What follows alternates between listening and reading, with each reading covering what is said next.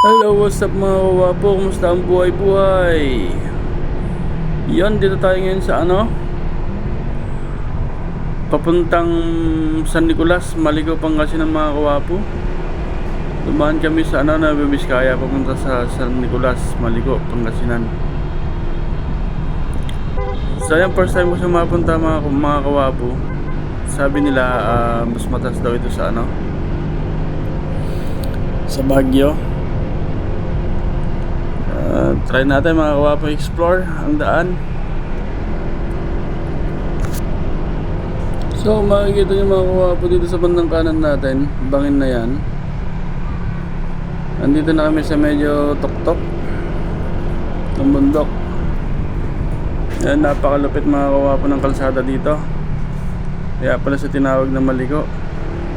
Mananawa ka mga kawapo sa kababangking. Kaya lang di kami masyadong makapagpatakbong matuloy na grupo kami mga kawapo. Hindi naman kailangan magkarera. At kami ay isang rider club. Kung ano yung linya niya mga kawapo, dun ka lang. Huwag kang overtake sa kasama mo. Ganun ang patakaran namin mga kawapo para iwas disgrasya.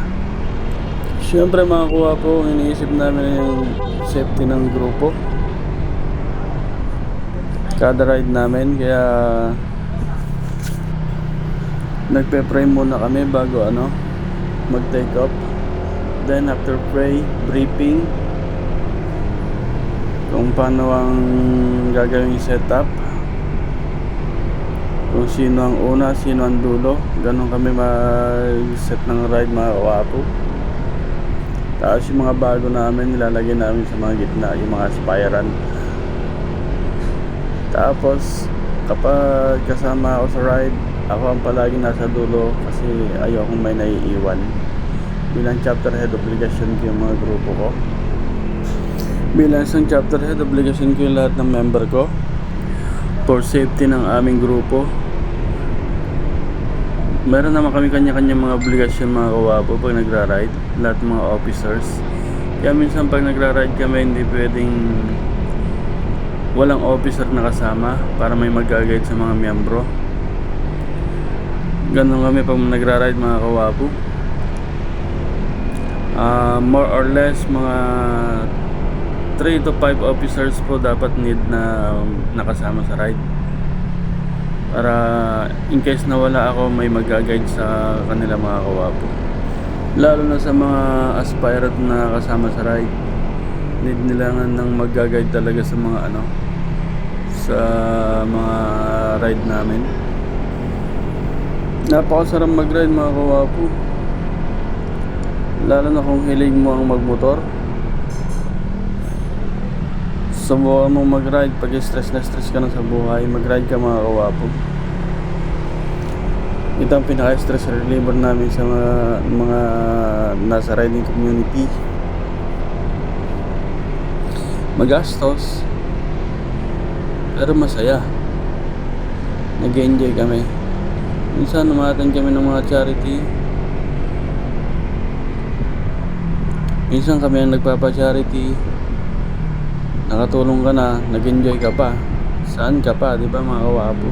After ng charity, meron kami mga side trip.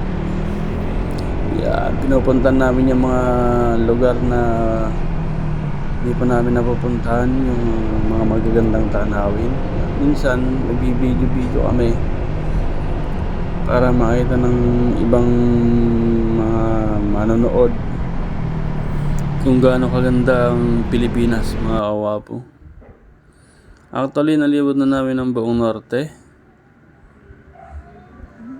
Papunta na kami sa south mga kawapo. Na first time ko na rin mag-ride sa south kasama yung ibang club. Pag first time pupunta nyo isang lugar mga kawapo, kahit na matagal ka ng rider, kakabahan at kakabahan ka. Kahit na may mga kasama ka, lalo na pag naiwan ka. Kawapo na kasi kailangan pag nagra-ride ka, may load ka mga kawapo, para maiwan ka man, pwede kang mag-map, gumamit ng Google Map. O, di ba? Kailangan huwag mo ilawlabat yung cellphone mo mga kawapo tayo magra-ride. Kaya lang pag sa ganito mga bundok walang signal, hindi naman marami ang kalsada pag nasa bundok ka mga kawapo, isang diretso lang yan. Madalang naman yung mga iski-iski nito pag nandito ka sa bundok mga kawapo. Kaya susundan mo na lang yung hihintayin ka naman ng mga kasama mga kawapo. Susundan mo na lang yung kalsada. Hihintayin ka ng mga kasama mo pag naiwan ka. Pag may mga dala naman kayong radyo, radyo ka. Kasi minsan ang dala namin radyo mga kawapo 4, 5, lalo na pag marami kami gaya ngayon. Nasa 20 plus kami. Ang dala namin radyo is 5. Isa sa nagtatrangko sa amin si Head Marshal, 3 sa gitna at saka isa sa akin mga kawapo dahil ako nasa dulo. Actually kanina mga kawapo nung packet kami sa Santa Fe, binusina ko yung isang nasa harapan ka. Sabi ko hinto muna kami at packet naman mabagal yung takbo namin mga kawapo. Nagkape kami kanina doon. Antok ako mga kawapo. Bayo ko lang sa mga kapwa ko rider, matutulog kayo ng maaga para hindi kayo antokin sa pagdadrive. Tsaka pag nararamdaman niyo yung antok mga kawapo, pahinga nyo. Hindi pwedeng isipin mo na may iwan ka mga kawapo. Hihintayin ka ng mga yan, mga kasama mo. Kung kinakailangan ipahinga mga kawapo, ipahinga. Napakalaking bagay mga kawapo sa kapwa natin rider yung 20 minutes na pahinga. 10 to 20 minutes. Malaking bagay mga kawapo para matanggal yung antok mo. So ayun lang mga kawapo, sana may natutunan kayo about sa pagra-ride. Hindi naman ganun kalawak yung sinabi ko, pero at least may matututunan. Napakaganda talaga dito mga kawapo sa Maliko. Kaya lang medyo makipot mga kawapo yung kalsada, pero okay na rin. Nagmamatuloy na yung mga kasama ko. Nakalagpas na kami sa mga paahon mga kawapo. So ayun lang mga kawapo, enjoy your watching. Oh, grabe, ang ganda rito sa taas. Napakalamig. Nagkakaroon daw ng sea clouds dito mga kawapo. Ayun